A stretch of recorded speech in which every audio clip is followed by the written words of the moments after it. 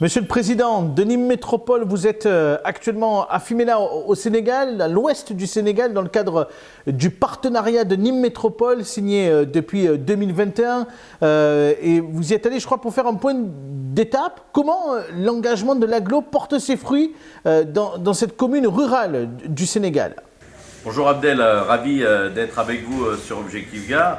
Effectivement, comme vous l'avez rappelé, on avait signé cette convention avec la commune de Fimela basée sur 3 axes.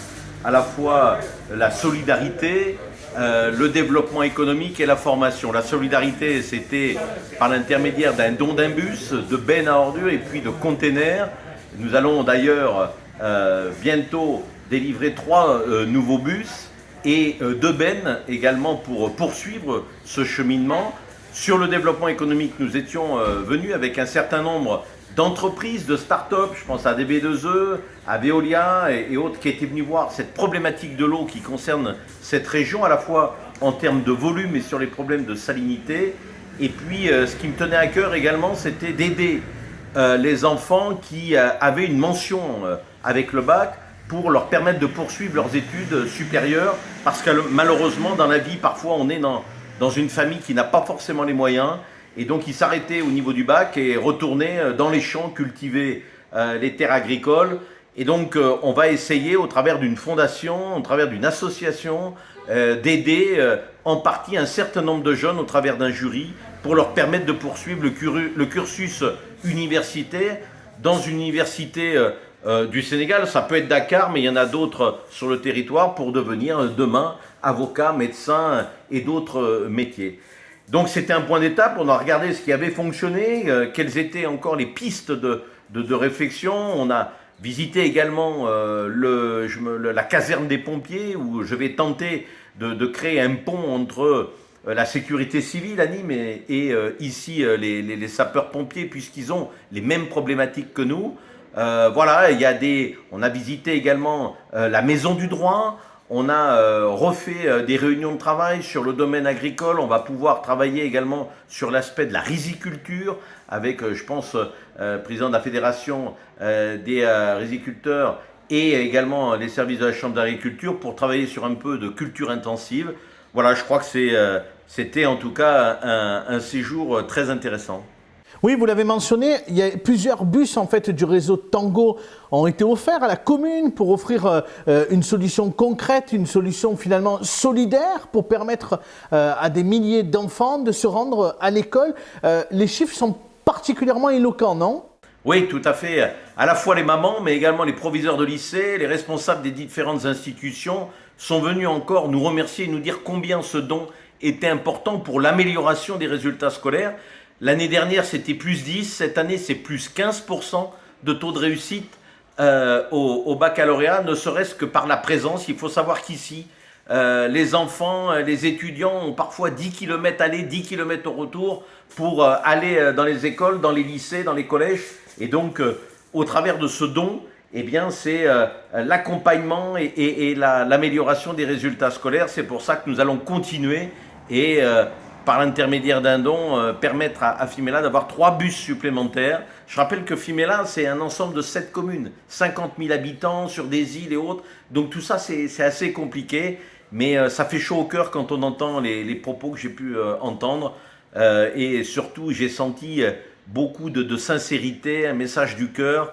Et c'était bien là aussi la volonté qu'avait Nîmes Métropole et les élus qui m'entourent. La coopération, elle est aussi, je crois, économique.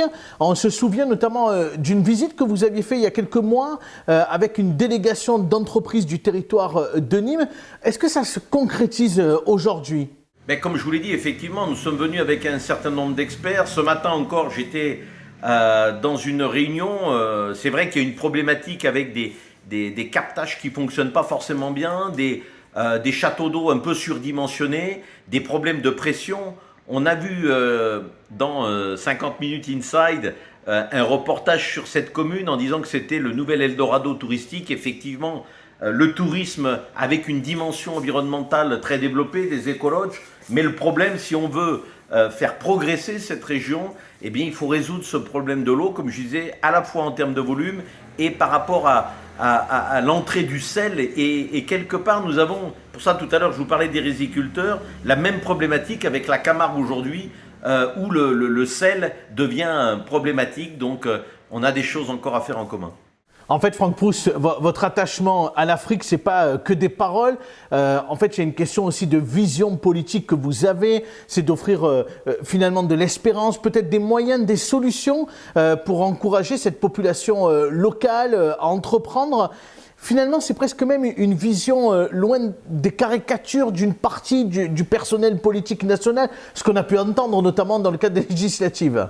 Oui, je reste persuadé, j'ai démarré ce travail en tant que parlementaire européen, que l'avenir du continent africain est quelque chose qu'il faut prendre en considération.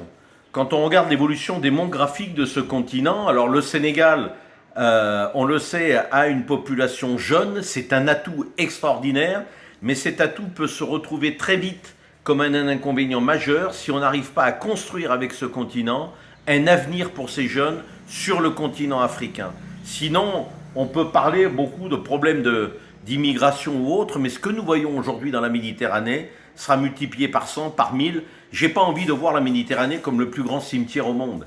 Et donc ce continent africain, il faut l'accompagner dans le développement tout en contrôlant ce qui est fait. C'est pour ça que je crois beaucoup à la coopération décentralisée, parce qu'on voit véritablement chaque euro investi, les dons, on voit le résultat au quotidien. J'ai beaucoup plus de doutes sur de la coopération entre États, mais la coopération entre communes me paraît un plus essentiel si on veut être efficace et accompagner l'Afrique sur son développement. Vous savez, on parle aujourd'hui, on est au Sénégal. Le Nigeria, à 5-10 ans, sera beaucoup plus peuplé que les États-Unis. Vous avez dans tous ces pays africains deux problèmes migratoires, la migration climatique et la migration économique. Si nous ne faisons rien, comment arrivera à vivre ce continent et comment cette jeunesse, qui est un atout encore extraordinaire, arrivera à trouver un emploi, arrivera à trouver une stabilité et un avenir sur le continent africain. C'est pour ça que vous avez parlé d'espérance tout à l'heure.